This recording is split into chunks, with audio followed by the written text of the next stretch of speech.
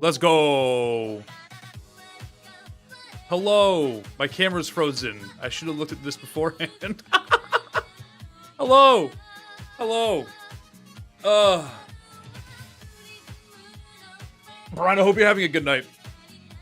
And to everybody who is just tuning in, yes, I have all the fans in the studio blowing at me.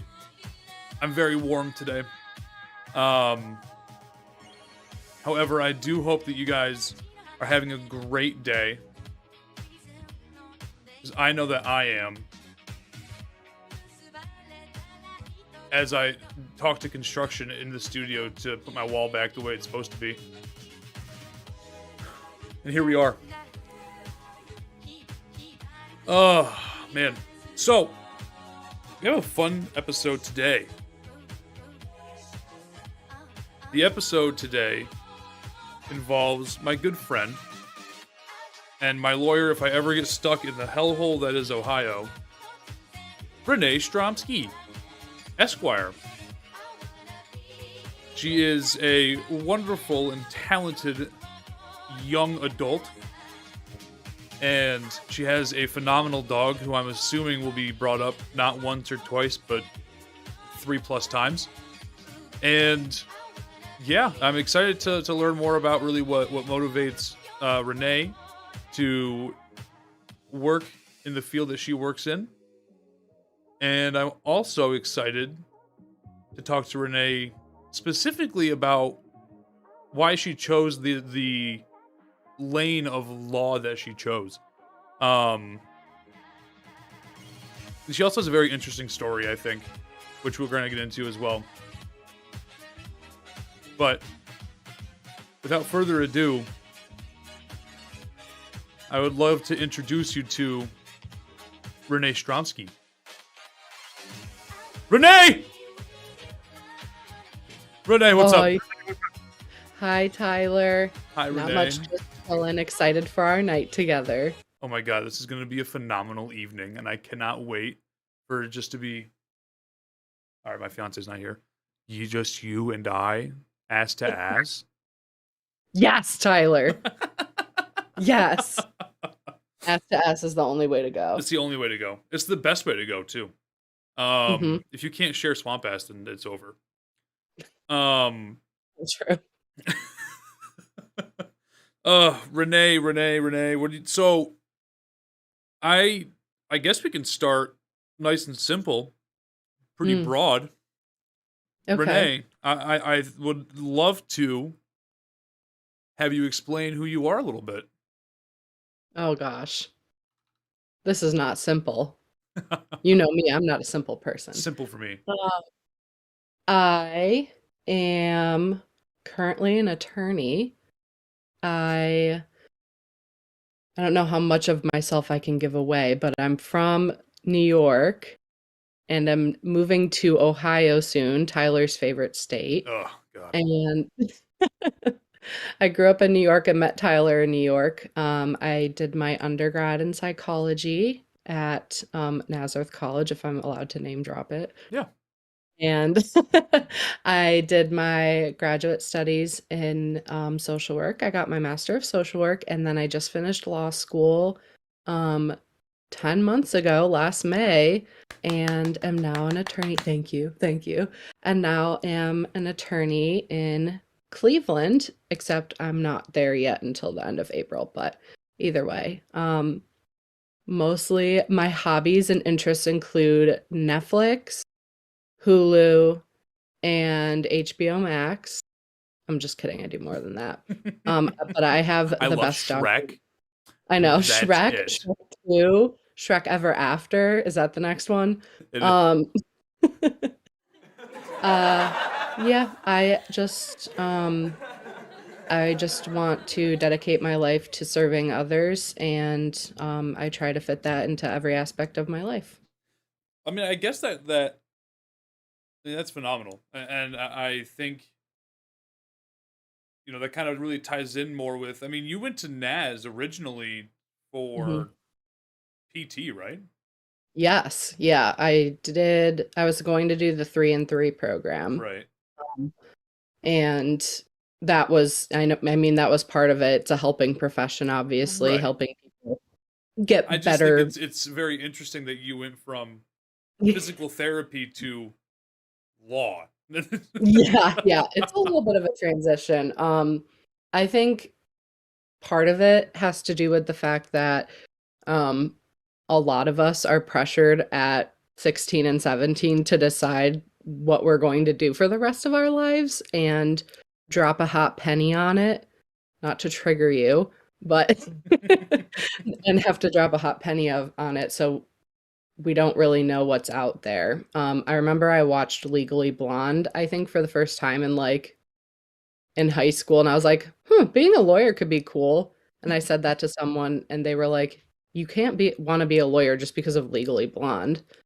And so then I just kind of threw that out of my head. I was like, I can't be a lawyer. Like, that's dumb. Hmm. Um, so I ended up doing PT because I liked the human anatomy and wanted to help people and thought that would be a good place for me to be. Yeah. Um, I did the first 3 years and I got halfway through my senior year, which was a semester into the grad program. And it was just not what I wanted to do. Uh, it wasn't, I guess my expectation at 21 of what I wanted to do for the rest of my life was not the same as it was at 16. So weird how that happened. Hmm. Um, and yeah, it just wasn't connecting, which is why I ended up looking at other grad programs, and I was looking specifically at NAS because go NAS. Let's go now. Um, and I found social work, and that was all about, helping people in a different area, in a different way, obviously, than Hmm. PT. It's more, you know, uh, mind, emotional, social well-being rather than physical well-being. Right. And I connected with that a little bit more. So that's why I did social work. But then how did I get to law school? Is I was getting towards the end of social work and I was realizing that I had a lot of I had a lot of skills and abilities to Hmm. help other people, but I didn't have a good platform or a good voice as a social worker. Right. Um, I feel like a lot of I love, social workers have that problem too. I know a yeah, couple of social workers that are like struggling because they're like, I really, I want to be as involved as I can, but at the end of the day, like they don't really get a say beside like beyond just getting told like, yes, do this, do that, do not do this, do not do that. So exactly. I love social work to death. I yeah, will always have a social worker in me. yeah, But it was hard feeling like I was just putting a band-aid on the problem after everything had already been said and done. And I wanted to be able to make more of an impact yeah. with my work, I guess. And I know social work does that, but I guess I wanted to have more of a say in changes that need to be brought about in everywhere in this country. I mean, literally all facets. We could talk for hours and hours, but um, I was working with kids with disabilities while I was doing my social work internship for the second year. I worked at pretty much a doctor's office that specifically worked with birth to 18 or birth to 22, maybe, um, kids with disabilities. And I would be, writing letters to schools and other services and advocating for them to get these different services they need. And, signing it as a social worker, people were just like, you're just a social worker. We don't have to listen to you, even though they should have, because they I was sh- right. you were so correct. Social worker, if there's social workers watching or listening to this, like, we love you. You're doing amazing work. It's Um, true. but I started looking at grad programs Hmm. again because I was like, what do I do now? Like, I need something different. So I started looking at different grad programs that around Rochester and Hmm. Syracuse and Buffalo.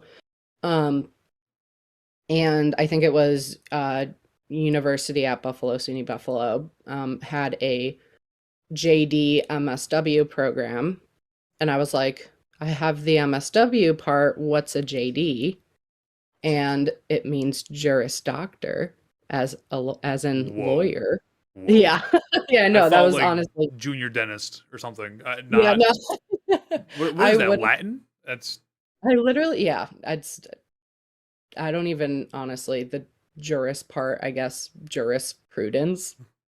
I don't know. Maybe I should know because I have the degree, but um they use a lot of Latin words in the yeah.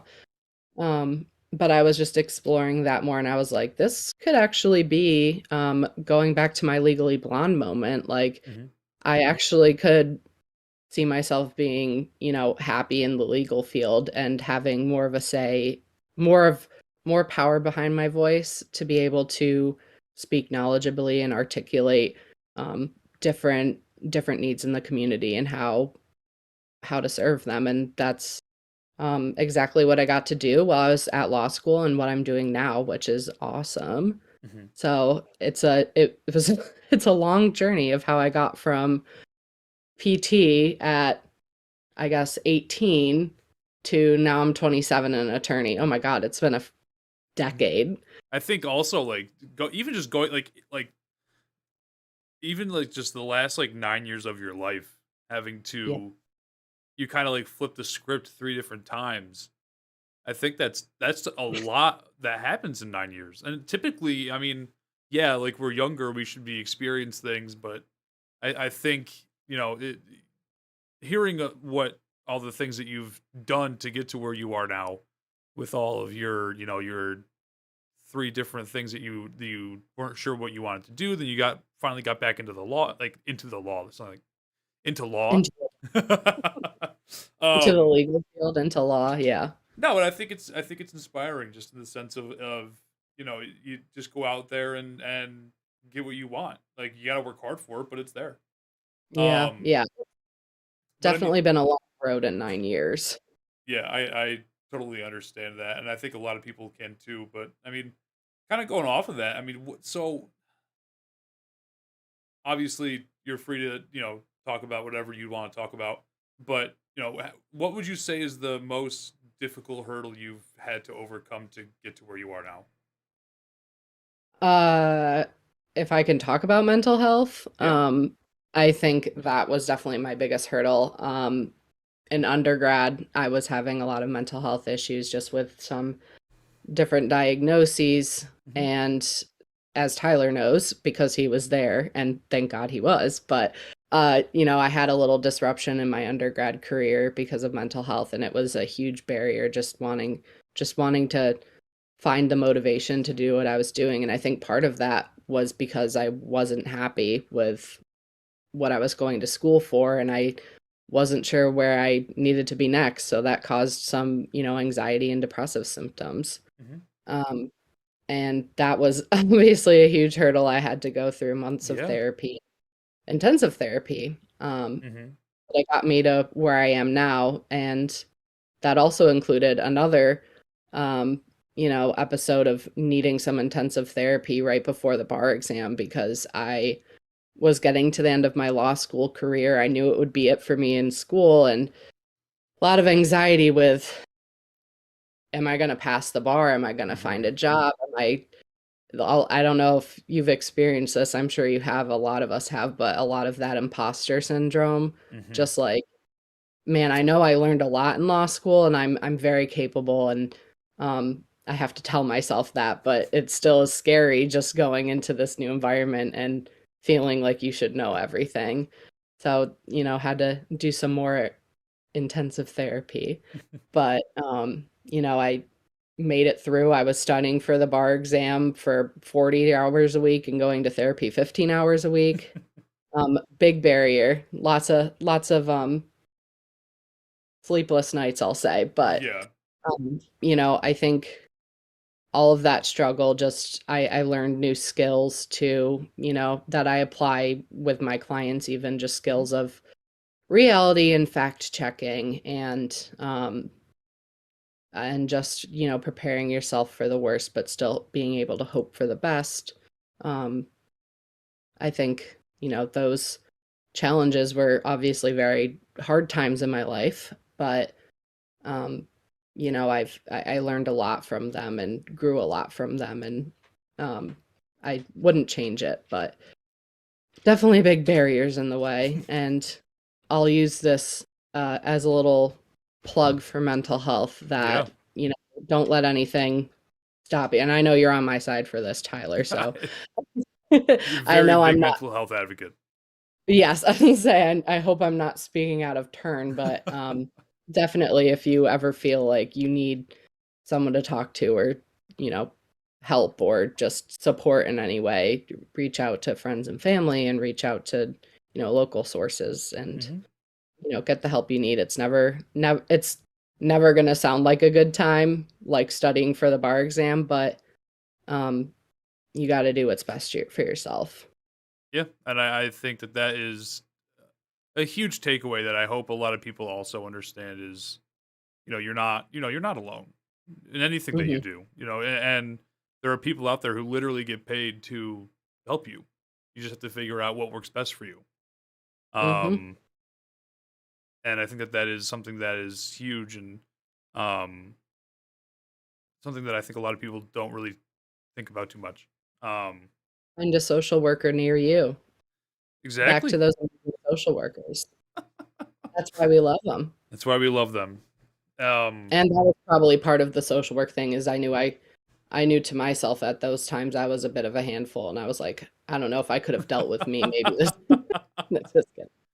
yeah, I Oh no, totally I get that. love, I love the other thing too is that even if the field wasn't right for me at the time with social work or physical Hmm. therapy, I did have patients and clients I worked with, and I like loved all of them to death, and they've taught me, and I've learned a lot from them, and was happy to, be part of their mental health or physical health journey. But um, I've always loved having the ability with my different areas of work to be able to, work directly with people and um, interact and get to know new people, Yeah, because Tyler can tell everyone, but I'm definitely a sociable person and I mean, definitely thrive on interaction. I think it's really funny because, and this is kind of going off topic, but I think it's just really fun to like. I constantly look back and stuff at this. Like our friend group, I met each and every one of you in separate situations, and then come to find out later that you guys have been friends forever. And I'm like, oh, so like I met Elena freshman year, Hmm. because she lived across the hall and she was friends with the person that I was dating at the time. Hmm. And then I met you through being class presidents. What up? Yes. And then I met Chris through track. Rest in peace. And he's not dead. He's not just He's not. that's a joke. Chris, if you hear this, call me. Um We love. we love you, Chris. Miss you, Chris. He's not dead. He's So not. He's not. I wouldn't laugh at that. No, no, no, no. no, no, no. And then I met Matt through student like student government stuff. Um, Right. because Oh yeah. he became treasurer. Treasurer. Yeah, Yeah. and God, I met Julia through Matt when Julia came in Mhm. while we were studying for like economics or something, and she's like, "We're gonna be best friends next year." Forgets about me, and then she reintroduces herself, and she's like, "We're gonna be best friends." I go, "We already had this conversation." Oh my Um, God. and I met Abby because at the time she didn't like Julia for like in the very very beginning. Oh, oh, okay, okay. Yeah, yeah. So like right when Julia tore ACL, right? I don't think it was ACL. I think it was just something in her knee, but Oh, it doesn't matter. But I met she. Abby like because she would hang out with like Nick and I like Mhm. Oh yeah. all the time. Mhm. Um and it's just super funny that like looking back at it like that's like the friend group like Yeah. that it is now. But to kind of get back on track, after that hell of a journey we just went through, um, Good kind of journey going though. kind of going back to mental health actually. I was wondering, Mm. and I know that like for me personally, I feel this all the time. But how do you ever feel like burnout like with your job? Like, or like with your career? Yes. Not I feel like I haven't hit like the standard definition of burnout. Like I haven't become burnt out, Hmm. but I guess like I can feel it actively happening, Okay. if that's making sense.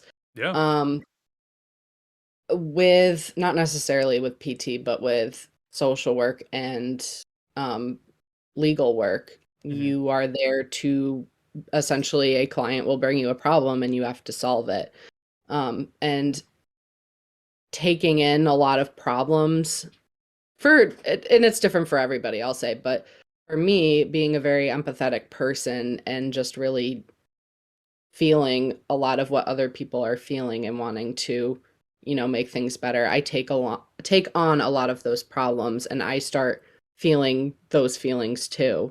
And that can be a lot. And I know um back when I was in social work, I had started to go to back to therapy because I was just getting hearing a lot of mental health problems and, emotions and experiences people were dealing with, and that was just hard to take that in. I knew I was getting less sleep, becoming grouchy with work, and even, you know, I felt like it was starting to feel almost grouchy towards the patients, and that's when I realized, like, no, I'm here to help them. Like, this is my job. I shouldn't be like, if I'm already hitting a point, I'm just overworking myself. So Yeah. I had to learn, and I'm still learning and practicing a lot of boundaries. Yeah. Um, I always, in my all my lines of work, I want to be authentic and be myself because I think that's the best way to build a relationship. And especially because attorneys a lot of time have a bad rep for being sharks.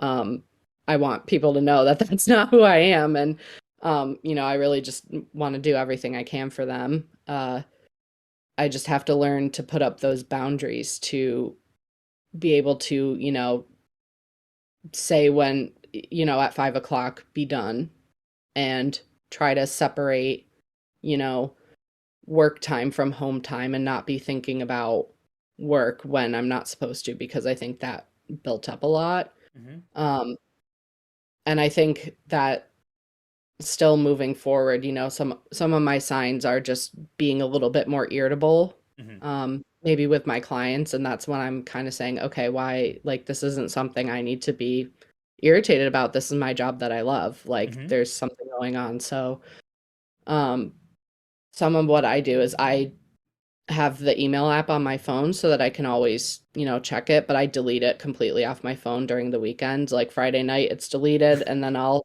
Friday night it's gone. I'm not like, and I want to be like, I want to be accessible to my clients, but I also need to protect myself, Yeah. as in protect my well-being.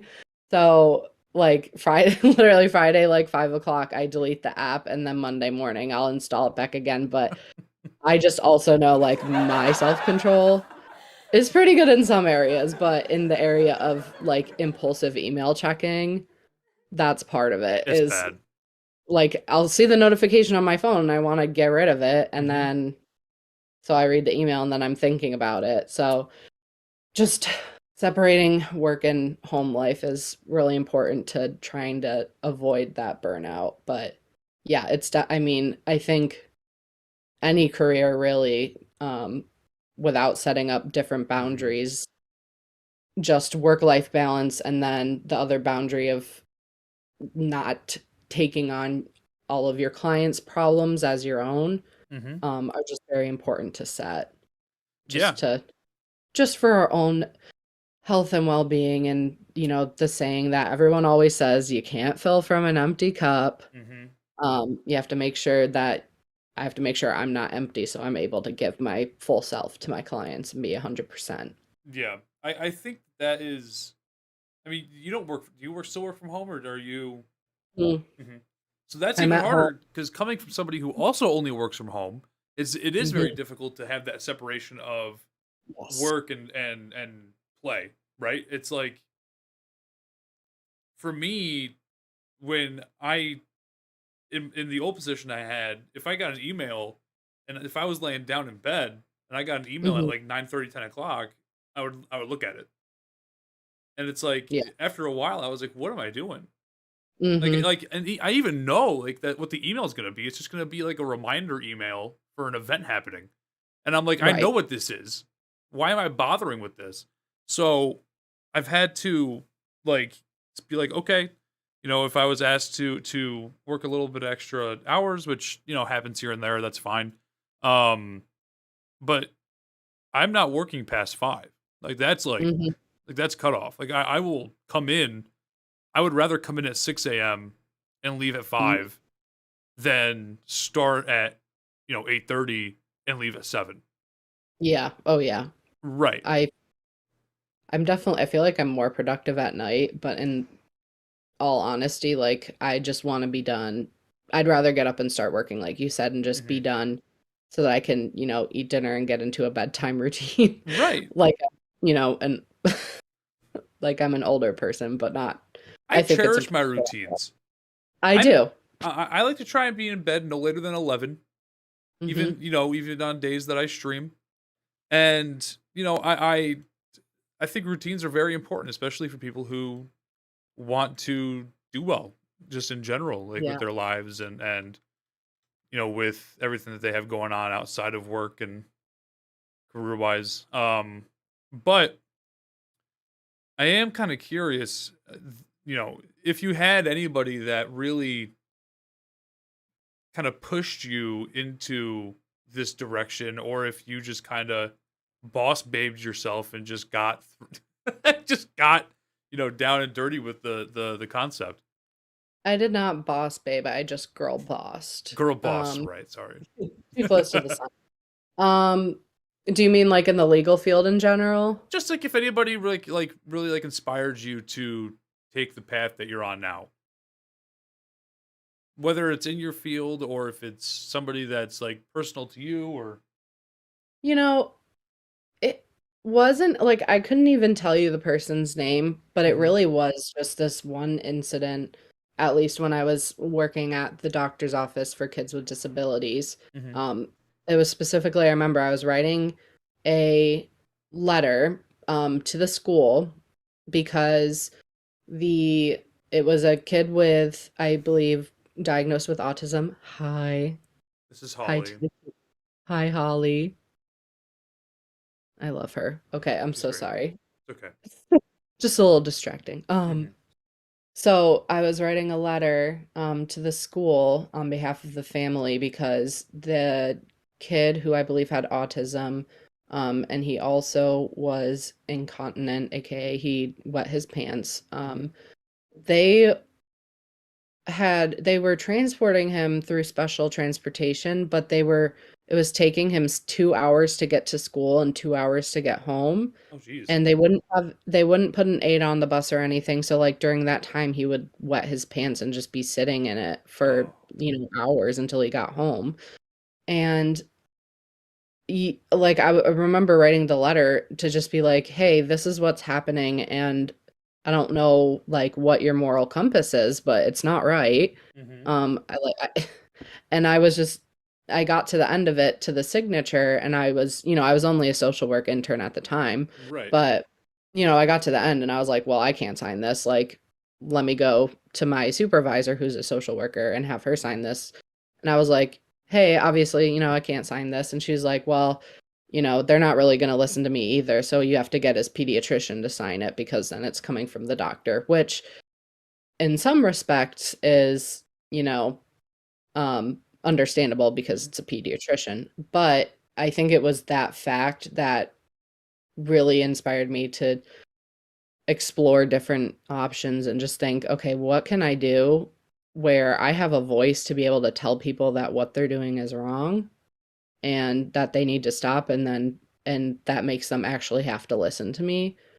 And that's essentially what I'm doing right now as a special education attorney is I'm working with these different clients, these it's mostly students' parents, but on behalf of students who um, aren't being accommodated or aren't being supported in different ways by the school.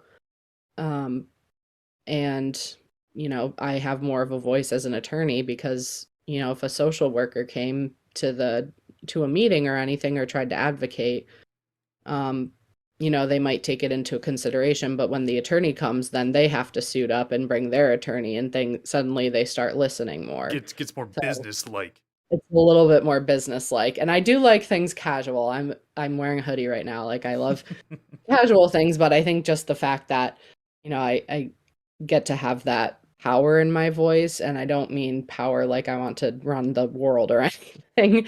But just the ability to persuade and know the facts of the law and be able to just straight up tell people, look, you're breaking the law right now, you got to change, or so, It's or over. else. Yeah. Or else. But yeah, I don't think I mean, all my friends and family always support my dreams and are very, I like you for one person are always just, supporting everything I do and always there for me. But Oh my God, stop. I You're think right, but stop. but I think that that instance and writing that letter, I don't remember I don't remember the kid's name or anything, but that was what really pushed me to that one letter, that one kid was what pushed me to start exploring other options and really led me to the legal field. Okay. I mean, that's awesome. It kind Long-winded answer. of kind of going off of that, I didn't really read up a whole lot about the Lend program, Mm, but I would love for you to talk a little bit more about that. Just even like like what it is, what kind of experience you got from that. And just like how much that helped you really focus in on like where you like what part of the law you wanted to focus on.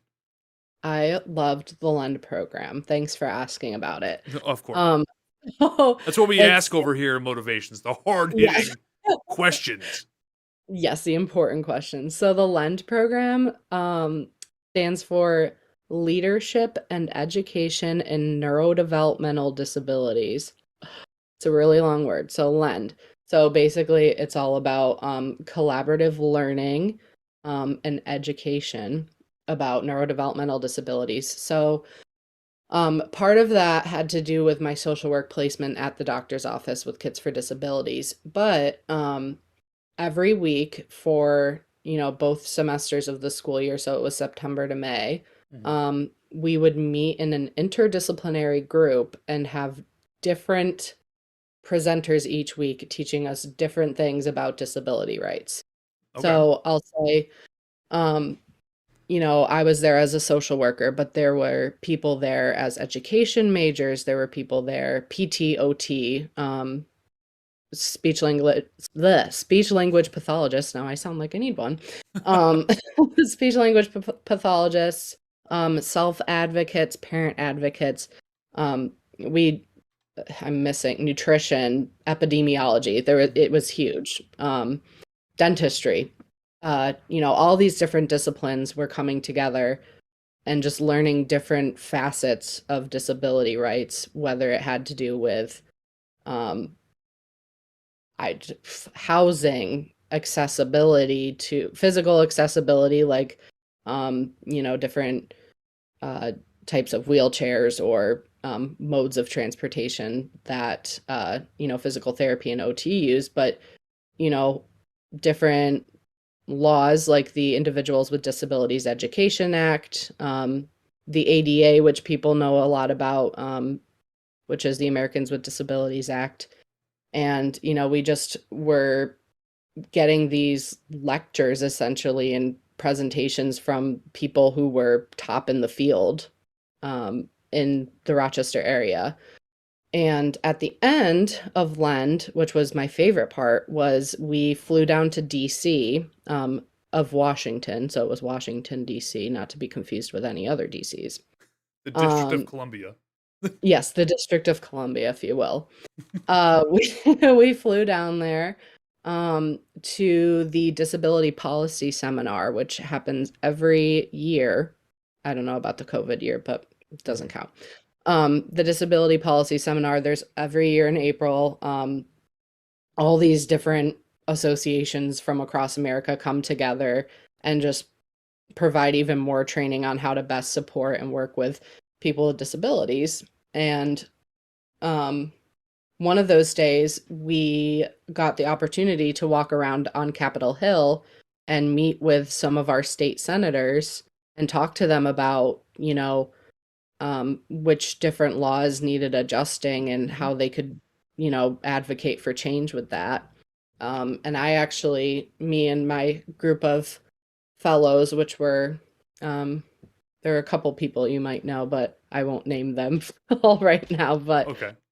we met with a state senator and put on this presentation about why the Individuals with Disabilities Education Act was essentially failing and how it could do better with more funding and, reasons why they should advocate for it and all the um, benefits to doing so.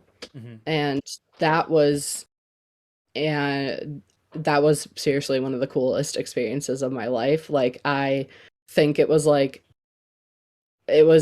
right before I started law school and I was like, this is what I want to do as a lawyer. Like I want to be able to like have knowledge behind what I know is right and be able to advocate for it the best that I can and really just be actively out there wanting to change policy Yeah. and not what I'm doing right now isn't necessarily related to policy work, but cases when they're decided, that's that creates new law essentially. It's case law. You have to listen to what the courts say, of course, so it's creating, you know, favorable decisions for people with disabilities.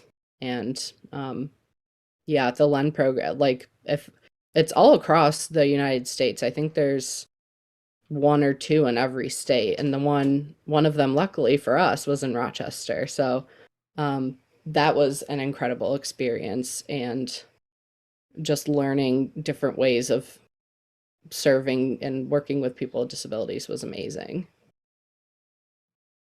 Yeah. I feel like that is a huge task to kind of take on head first. But I think that programs like that, amazing. I think that's an amazing opportunity to have that as an option to really learn more about what goes into taking care of cases that are related to things like that. Um, Absolutely. I don't know how people put these programs together because I know, this isn't the only one, there's other yeah, programs training people how to work with other different types of people. And, I know a lot of that comes from grants and money, but um, yeah, I'm lucky that they were able to put that together for us and allow us to, make a positive impact. And it so happens that the very act that I was advocating for, which is, I'll shorten it, it's called IDEA, Individuals with Disabilities Education Act, which ensures every child has a free and appropriate public education, is now literally the very law that I work under every day and that that's I, awesome. like I was like, oh, I already know what this is.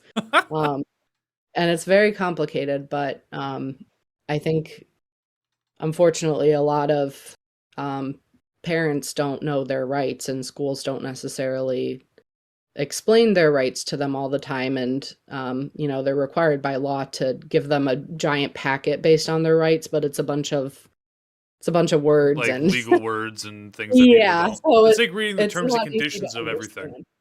Yeah, so part of my job is just like informing parents of their rights, Hmm. of what rights that they have. And, and then if I can help in any legal way, of course I will. But um, yeah, it's that program was incredible. And I made a lot of, friends that I still see to this day. And um, yeah, if anyone ever gets a chance to do that, I would definitely recommend it. It was life changing and just really secured um, that the population I wanted to work with was people with disabilities. Yeah, I mean, I think that kind of goes into another question too. I mean, like if you had any sort of advice for people that were trying to get into what you're doing. Who is it? It's Cooper. Do you know Cooper? I don't know Cooper. Hey, Cooper. I'm on a live stream YouTube. Yeah. Hi, Cooper. This is Cooper, Julia's roommate. Hi, Cooper. But yeah, like if you had like any sort of advice to give to anybody that was looking to get into your field of work, what would that be? Um, for law in general, I Hmm. will say, because it's going to be two different answers. For law in Hmm. general, um, you definitely have to really think about if you want to be a lawyer or not, because it's a big decision. You go to law school for 3 years, so that's, a bunch of time you're taking off from working, and then it's very challenging, of course, and a lot of stress. So, Yeah. and a lot of money as well. So I think before you go to law school, my suggestion would be just make sure that you want to be a lawyer. I think part of it was I did want to be an advocate, but there are other ways of advocating that are beyond law school. So I would say you can still be an advocate as a lawyer, but you have to make sure you want to be a lawyer. Because I've had some friends get to the end of their legal career path, uh, to the end of their law school paths and be like, I don't think I want to be a lawyer. Oh. I want to, yeah. And it's like I wasted all that work for nothing. So, um, I, you can kind of help figure that out by just reaching out to lawyers in the community and Hmm. just, or going and sitting in court or something and seeing if you feel comfortable there and if it seems like something you want to do. Um, I would say, go for it and um, just be prepared to be prepared for some stress. But on top of that, some of the other advice for, coming my way would be um, definitely keep your mental health in check. It's a higher priority than school is because you cannot go to school if you're not mentally healthy. But um, yeah, my advice would be to get well and stay well mentally and physically, I guess. And, get some background experience before going to law school just by shadowing people and going to the court and making sure it's what you really want to do. Um, as for special education law, um, just trying to get internships and reaching out to your local legal aid society, which is, I'm not sure if there's one, I'm sure, out in Albany, but most cities have a free to low cost legal clinic in their city for low income clients.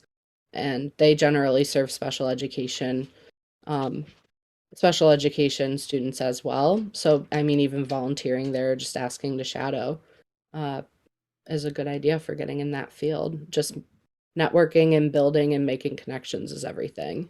Yeah, I feel like that goes beyond just law too, and I think that's for Yeah. anything you want to do is you got to network. I mean, Yeah. it's one of the hardest things to do if you're not super into talking to people is kind of getting that courage to really go and do that. Um, so I this is just a personal question, Okay. Renee. Why the fuck did you go to Ohio? Um, No, I do so, genuinely want like actually what made you want to choose to practice law where you currently do? so I don't know if you knew this, Tyler, but I did apply to law schools like all over the country. Oh, I'm sure you did. Um, I applied to Syracuse University, of course, my hometown, Hmm. and University of Buffalo, Julia's hometown. Hmm. And I applied just to Charleston, South Carolina. And this was before Julia was even down there, but I have a cousin down Damn, there. I applied in Seattle where my aunt is. And I applied in Cleveland because our good friend Zach lives there Zachary and Finky Dinky, Zachary Finky Dinky and Baked Finky, if you will. baked And Finky, right? my college roommate of 3 years, Sean, had moved there in 2016 after we finished our undergrad. So he was there as well. Hmm. And I had visited him a few times, and I did love Cleveland when I went. It was a lot of fun. Honestly, I think it's like a bigger Rochester. Like it has all the different, like the Park Ave neighborhood, but Cleveland version. It's got, the river running through it, and um, it's a very, I don't want to say democratic, but I guess more liberal than conservative city, I'll Hmm. say. Very accepting of all different types of people. So I had applied there and I got in there and I got into Syracuse. I got in, I think, everywhere I applied, to be honest, but I had narrowed it down essentially to Syracuse, Buffalo, and Cleveland. Hmm. And Cleveland gave me a full ride. Ooh. And they said, yeah, Cleveland gave me a full ride, and they said they accepted me to a program called the Dean's Leadership Fellow Program, which is just a long-winded way of um, it was a leadership training program essentially, and connected me to some important figures in the Cleveland community and Hmm. beyond, and was able to hear some great talks and ask questions to senators and um, other representatives and other important people in the legal field. And that plus full ride. I mean, can Hard I be to. honest? If I was offered that too, Mhm, I would heavily consider going there as well. mhm. I thought you might. Hmm. And honestly, like part of it too is I like Cleveland. Ohio as a state is harder because um they come out with a lot of policies that I don't necessarily agree with. Okay. Um, it's a swing state, but it's been pretty red the past few decades, so Hmm. it's not really a swing state anymore. So a good thing about me living in Ohio is I can help swing the state back over because in New York, it's going to be blue no matter what. Yeah.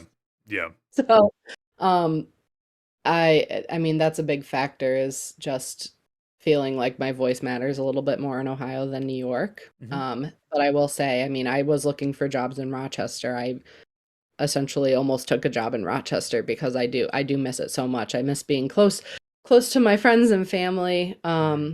But I ended up in Cleveland, and honestly, I'm really excited to just be financially independent for the first time in my life at 27, which I feel like is so long, but um, have my apartment and my car and my job out there Your and new just car, though, right? my new car. I got it a week and a half ago. I already put 1,000 miles on it. Jesus Christ. Well, I drove from Syracuse to Columbus to Buffalo, which That's is insane. apparently around 1,000 miles. Um, Who Something else knew? that I have to ask too, because I think it's super interesting, is you started law school pre-COVID, and then you did.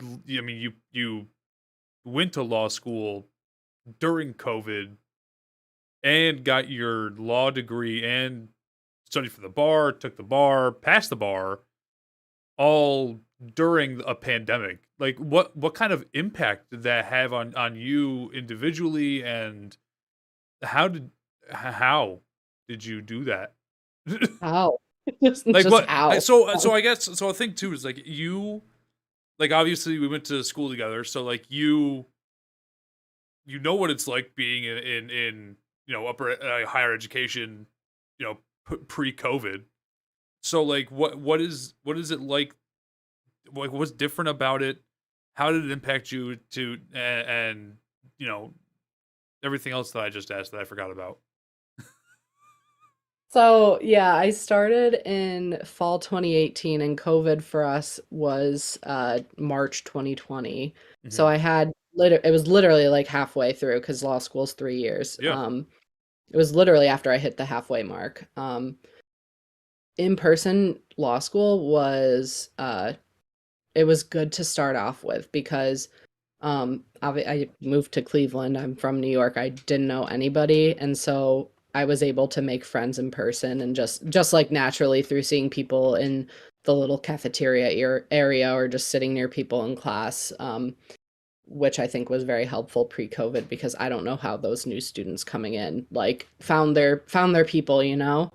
Um, like that's very hard, but It is. um it was also like in person was fun too because once a month they would have an event called Sidebar and they would just give you free alcohol and pizza on a Thursday night every month. And we also had law school prom, which was fun. It's called Barrister's Ball, Oh my god, that's but great. yeah, like I got like a prom dress and everything, and it was an open bar. So we got pretty lit and but it was super fun and but at the same time I was at school so much and I'm lucky that Finley is very low maintenance Hmm. that he Finley, my dog, to those who are watching. Um he's very low maintenance and I actually lived across the street from the law school my first year. But I was there in the library all the time studying. I was in study groups. And I felt like I wasn't at home a lot. So when COVID hit, it was nice to not have to go anywhere in one sense. Like I didn't have to worry about parking in the parking garage. Yeah, because the school had a parking garage, Naz would never. Um, and Parking? I would actually, yeah, no, What is and like that? the literally too, like I like always found a parking spot, even if it wasn't the best. I'd never parked on the grass like I had at Nazar and like I don't Hmm. know. But anyways, um like I didn't have to worry about that. Like I could just wake up and be in class, which Hmm. was convenient, but I mean that social factor was it was huge missing that. I mean I missed my friends and my family. Of course, I know a lot of people obviously experienced that because we were in quarantine, but Hmm. um I also lived by myself. It was just me and Finley. So I really like I didn't have like a husband or wife or anyone to quarantine with. So it got lonely and I know a lot of people experience that as well. Hmm. And that I think, as someone that I mentioned before, as someone who's a very social person and thrives on social interaction, it was tough. And actually, um COVID happened. I mean, COVID started in like the end of 2019, obviously, but like everything shut down in March. Right. My grandma passed away in January. So it was like I was already feeling down about that. And then COVID happens. And I think part of that led to me having to go back into therapy and get some more help. But Hmm.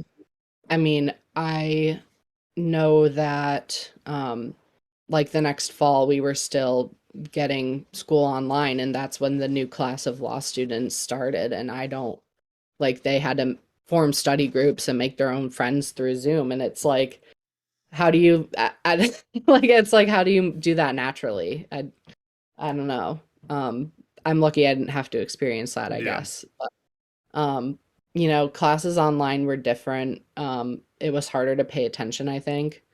I'm sure a lot of people experienced that as well. Just like the distraction of being at home, of Yeah. having Finley walking around, of having, free range access to my laptop without any repercussion. It was just bad.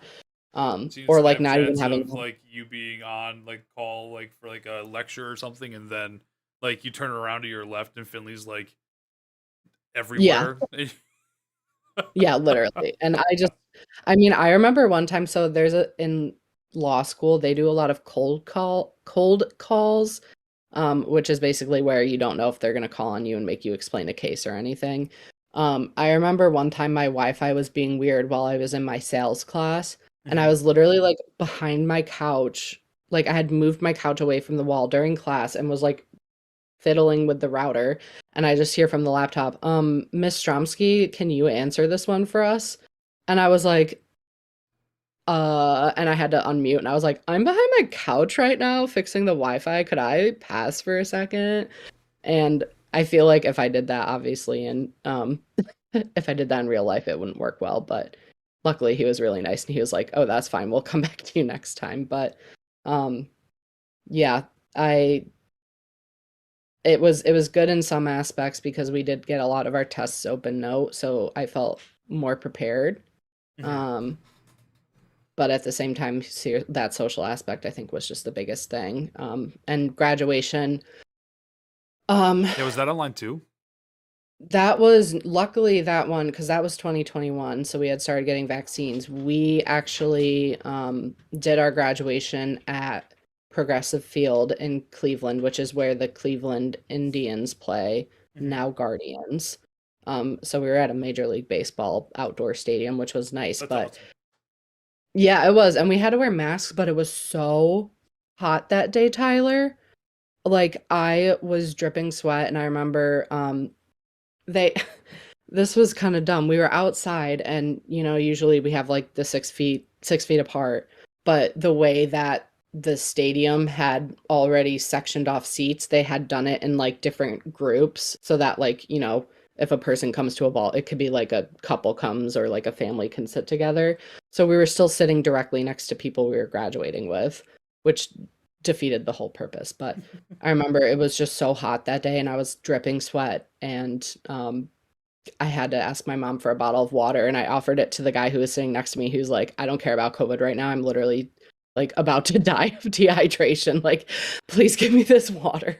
Um, so that was the part about that though, was we were only allowed like two guests Mm, and like my grandma had come and my aunt had flown in and um usually you can have whoever you want. right. I also I won an award uh for I won the Dean's Learn Law Live Justice Award, which means that I was a good student and I also displayed what it means to live justice through my career. And usually, the winner of that award gets to make like a 5 to 10 minute speech about what, the award or whatever to their, classmates. But I didn't get to do that because we had to combine our graduation with all the undergrads. So I can't complain because a lot of people in 2020, they didn't get anything at all and it was totally virtual, but it still was a little different for me.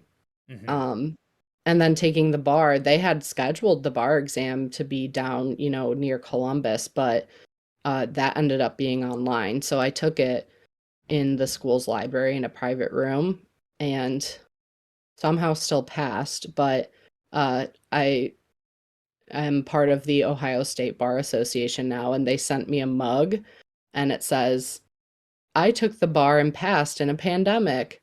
And I was like, I don't want to remember this.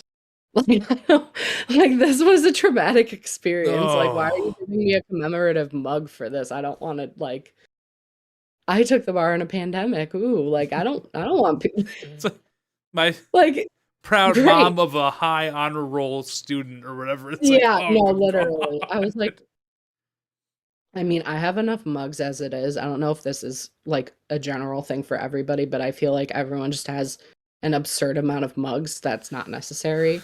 So this is just adding to that pile. Yeah, me, right. Smart. Yeah. Um, my, I my, don't even remember the original question. Oh, pandemic wise. I did answer that. Okay, yeah, good. my friend's mom she runs a soap shop and, she's starting to do candles. Ooh. And she, was talking to me last weekend and she showed me one. It's like a ceramic candle, like, I don't know, like this part, The the the cup. the holder. Yeah, yeah, Sure. Yeah. yeah, The that one. holder. Holder cup. Sure. And Something like that.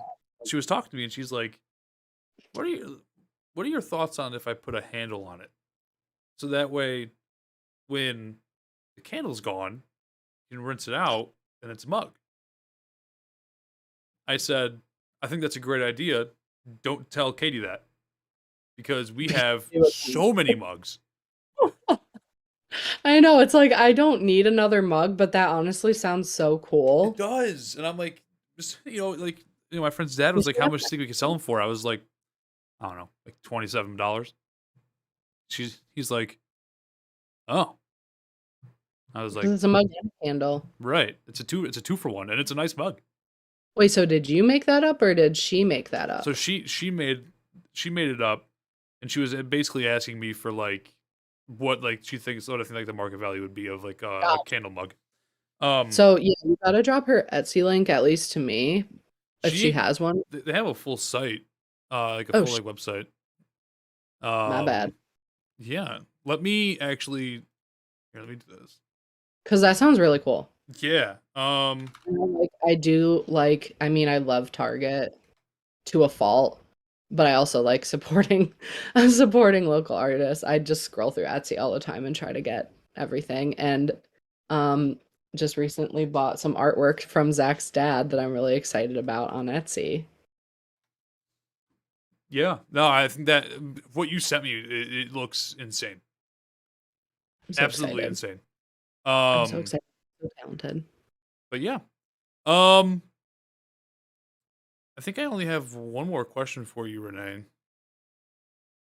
Works for me. Is it a good one? Are you happy with where you currently are? I was really just thinking about this the other day. Um, yes. Yeah. And I feel like I haven't been able to say that in a while. Um, I've been in school for the past 9 years and been stressed out on a lot of things, but I am so happy with the work that I'm doing right now. I love doing my job. And I'm about to move into this really great apartment in Cleveland, right on the lake with a pool. So if you aren't too scared to come to Ohio, uh, I know I feel like your issue's more with Cleveland than Ohio, but Can I be honest with you? No, it's not even just Cleveland. It's Ohio as the Ohio, okay. state. I think Cleveland by itself, I have to visit it before I have a full blown opinion. But Yes. Renee, if you were stuck in that train as long as I was, you would hate Ohio too. I know. I know It, that was an it was a, it experience. was a it was a moment in my life that I'll never forget, and it's something that wish I never had to experience. But it's all for the Well, better. when you come visit me in Cleveland, we won't go on any trains. But, Oh, thank God. I just I think this is the first time that I feel like I'm actually doing something on my Yeah, own and able to help people and just feel very secure about myself. yeah. And I feel like that's been a probably a struggle with me for a long time is a lot of insecurities and lack of confidence and just not knowing my place. But I feel like I'm I finally found something that I love doing and it feels right and like it was meant to be. I mean, that sounds really cheesy, but like it just feels like it's a good fit. And then just a lot of other things falling into place, like moving to Cleveland and getting my new car and just like it's just a big period of growth right now for me. Hmm. So, a really long-winded way of saying that I am happy. And I'm glad and I hope I'm not just in like a little honeymoon period. So maybe you have to check in a couple months and I ask think me how I'm feeling. I think what I want to do is a year review Oh, and hell yeah. and kind of like reach back out to people that I've talked to in like a year's time and see like compare answers to where they are now. Oh my God, that's really funny. I'd love to seriously, please invite me because I do want to see this comparison. I hope to God that it's like the same, if not better, Yeah, but I don't, me too. I don't know. We'll hope that, that it's here or better. I don't know. Maybe next year I'll have a baby. Whoa, whoa! Kidding. Just kidding. We're not Trying any to closer to that. manifest Renee, or you? What? No, not for me. Not right now. But I just mean like in 9 months I could have a kid. Like Hmm. literally your life can just change Yeah, so much. Like even I know you're saying a year, but even, where I was 5 years ago compared to now is just so different. And even a year ago now, I was, studying for the bar. I was so anxious and didn't know where I'd work, and now everything's kind of in place for me. Um, Everything can change, so I hope that continues to grow, and I'll manifest it. oh man, that's awesome. Do you have any questions for me? Oh my God. Do you feel like a supermodel with your hair blowing in the wind? I mean, in my multi-million-dollar studio that I pay monthly, it's I have so many fans going on me. The crowd is so hectic and loud in here, and they Yes. just constantly shut up, shut up, constantly just cheering and oohing, awing, and so excited. Um, it's kind of hard not to feel like a model. You know, No, I will. I'm dressed up nice. I've got my button up on, no shirt underneath, kind of Oh, scandalous a yeah. little even. Oh my God, yes. But Nip slip? Nip slip? We gonna see a nip slip? No shirt underneath? what if I just like it's just a Velcro like pocket, Oh my and I God, just flip it yes. down, just nipple. Save it for the OnlyFans though, Yeah, as I'm thinking about it. exactly. I'll drop that link below too I to will. Tyler's own. Yeah. Um, I don't know. I always have lots of questions about you. I don't know how much you want to indulge in it today. I mean, I'm if you have a question, I'll usually answer it. I'm pretty much an open book. I wouldn't mind. I'll share as much information as I feel comfortable sharing. I'll put it that way. I'm not that hard on you. I'm just wondering, I guess, what made you choose to do this path of streaming? I mean, you were asking my path to the legal field, but Hmm. I don't know if anyone's asked you this before. No, Um, can I be honest with you? I've never actually asked somebody if they had questions for me after I interviewed them. This is the first time I've ever done that. feels so special. Oh, that's Nessie. Nessie? Yeah, Finessie. Ooh, let me interview Finesse real quick. And Oh, this no, never Natalie mind. too. No. Put me back. Put me back. Put me back. Um, um, but yeah, I started doing this because I took a break from streaming in general in Hmm. December. I usually take breaks like the whole month of December because it's a very busy month and Oh yeah. uh That was- emotionally and physically I'm everywhere all the time and it's hard for me to have like an actual like legit schedule. So I used to take the month off and in that month I like to kind of like reflect on how my streams have been in the past year and things that I want to change and if I have any ideas. And I couldn't think of anything. I really couldn't. Um, but I also felt like I started to like kind of like lose the desire to stream a little bit almost because I felt like I wasn't really progressing or doing anything that was beneficial for me in a way. Like Yeah, I'm not good at video games. Like I can't. I play them better than and I me. enjoy them and I think that I'm okay at them, but I'm not like I can't like find like full blown entertainment out of that. You know, like I really Yeah. crave human interaction, and I think that I perform well when I talk to other people.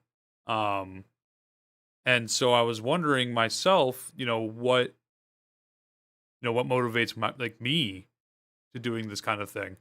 Um, and then that made me think about, well, it's not just I think I get motivation off of other people.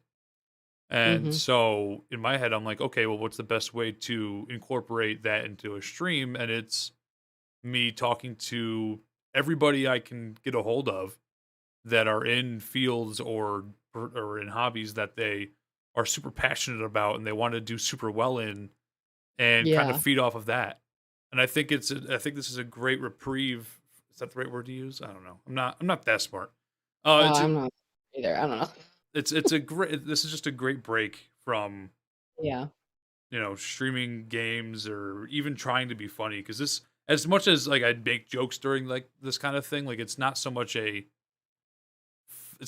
a joking stream. Like this is something that I It's natural that you're joking rather than feeling like you have to be funny. right. It's like yeah, I feel like I perform to a degree, but I also really I'm more into this kind of stuff because I want to know more and I want to know more about you know what motivates certain people. Like, I had my other buddy Mike Lawson who's in the chat right now, come on a few weeks ago, if you remember, Yeah. when yanked the rug from underneath me and you made me reevaluate how I see my fans.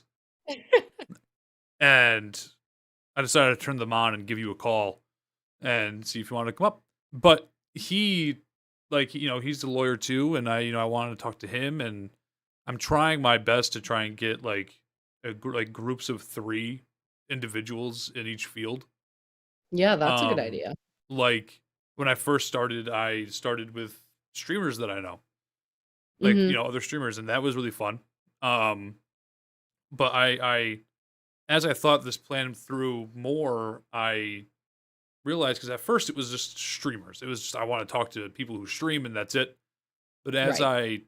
as I talked it out with other people and I kind of talked it out with myself more, I really wanted this to be just not so much of a streaming thing, but more of like a almost like a psychology thing where like I want to learn Mhm. more from just everybody in general who are passionate about the things that they do.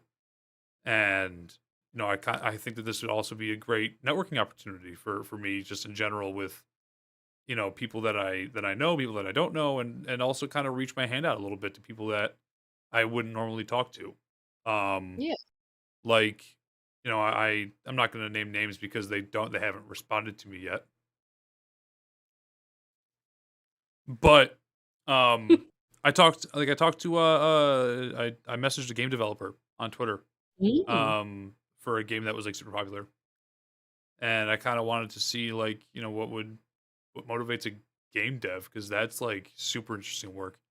Um, I reached out to a couple of different professional Super Smash Brothers Melee people. Um, Yourself?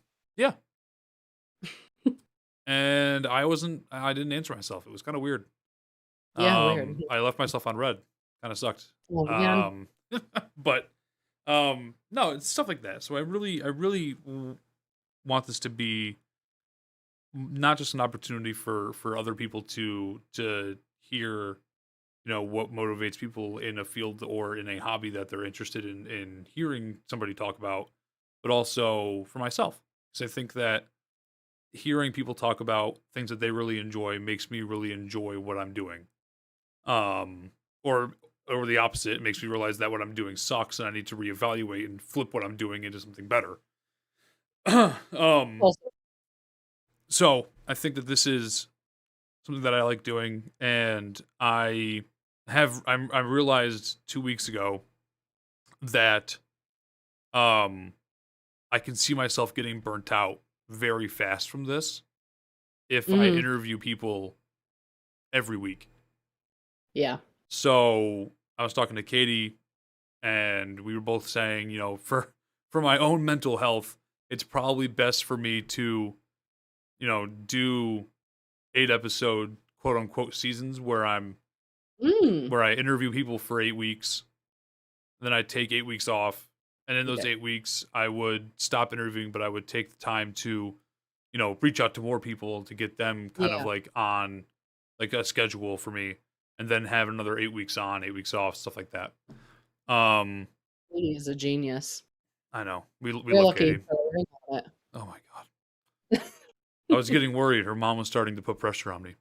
Oh my god. Elsa, No, I think what you're doing is so great, and I know that we're similar in the fact that we both thrive off human interaction and we love talking to people, but I feel like we also have like we're both, and sorry to out you like this, but we both definitely have a sensitive side. whoa, Um, hey, I am I know, so I'm so sorry. You're sensitive. a big, strong, manly man. No, I literally cried yesterday.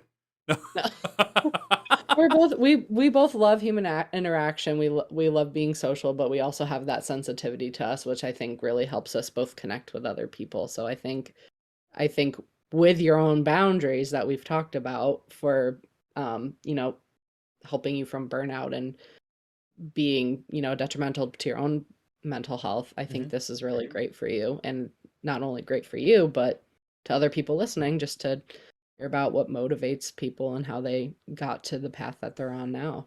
Yeah, I In totally agree. short, in conclusion, you are amazing, Jim Sock Hancock. Thank you, Renee Stromski Esquire. That's me. Speaking of you, if people didn't get enough of you in the last hour and 20 minutes, where can they find you to reach out to talk to you more? Um, I'm on, And how much are I've you got, charging?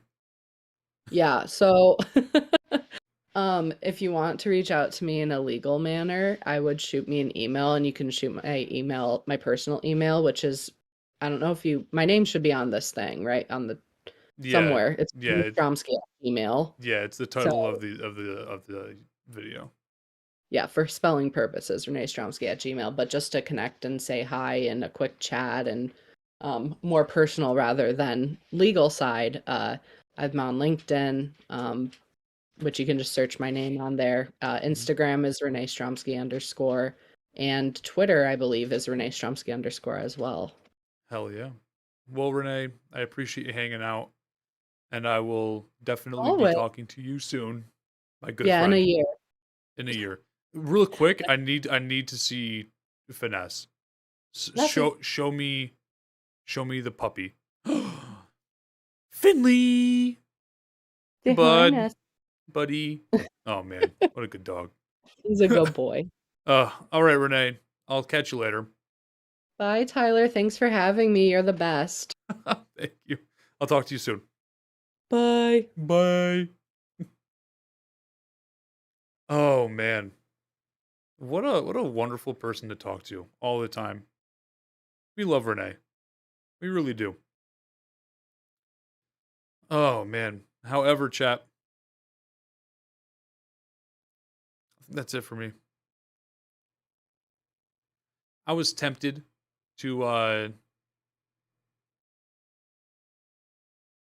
to keep going. Maybe do something a little off, maybe do like an off stream thing. Um However, to be completely honest with you guys, I